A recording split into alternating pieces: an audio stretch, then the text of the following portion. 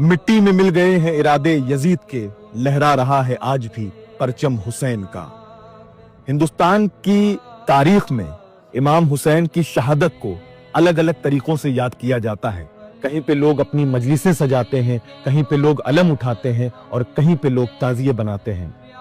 ऐसा ही एक ताजिया उत्तर प्रदेश के शहर फर्रुखाबाद में बनाया जाता है, जिसको घास का ताजिया कहा जाता है और यहाँ के लोग इसे हालों का ताजिया कहते हैं।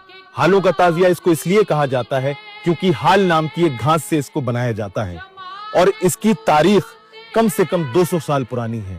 जब फर्रुखाबाद में नवाबिन फर्रुखाबाद मौजूद थे, तब से ये ताजिया बनाया जाता रहा है और यहाँ के लोग इस ताजिया को बहुत अजमत से देखते हैं। आज हम इस ताजिए के बारे में जानते हैं कि ये ताजिया वाकई में बनाया कैसे जाता है।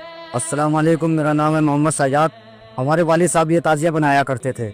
हम लोग जब छोटे छोटे थे तो हम लोग अपने वालिद साहब को देखते थे बनाते हुए। इसी तरीके से हम लोगों ने अपने वालिद साहब से पूछा तो हमारे वालिद साहब ने बताया कि हमारे नाना बनाया करते थे। तो फिर ये वो बताने लगे कि हमारे नाना के बाप बनाया करते थे।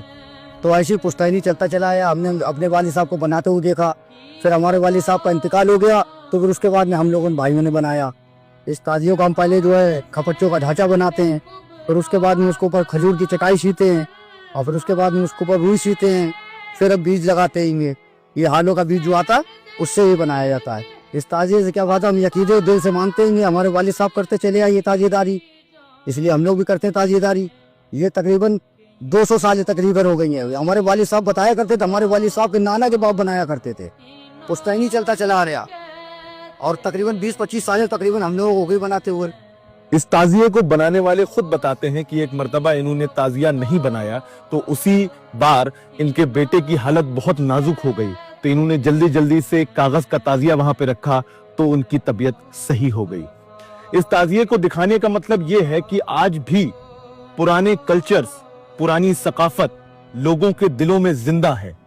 इस ताजिए को दिखाने का मतलब ये है कि लोगों की कितनी मेहनत है, लोगों को कितनी मोहब्बत है इमाम हुसैन से कि वो इतनी मेहनत करके ऐसे खूबसूरत ताजिए को वजूद में ला रहे हैं। बहुत शुक्रिया आपका इस वीडियो को देखने में, और अगर ये वीडियो आपको पसंद आए तो इसको शेयर करें, लाइक करें और जो लोग इस ताजिए को बनाते हैं दूर दूर तक उनका नाम पहुंचाएं।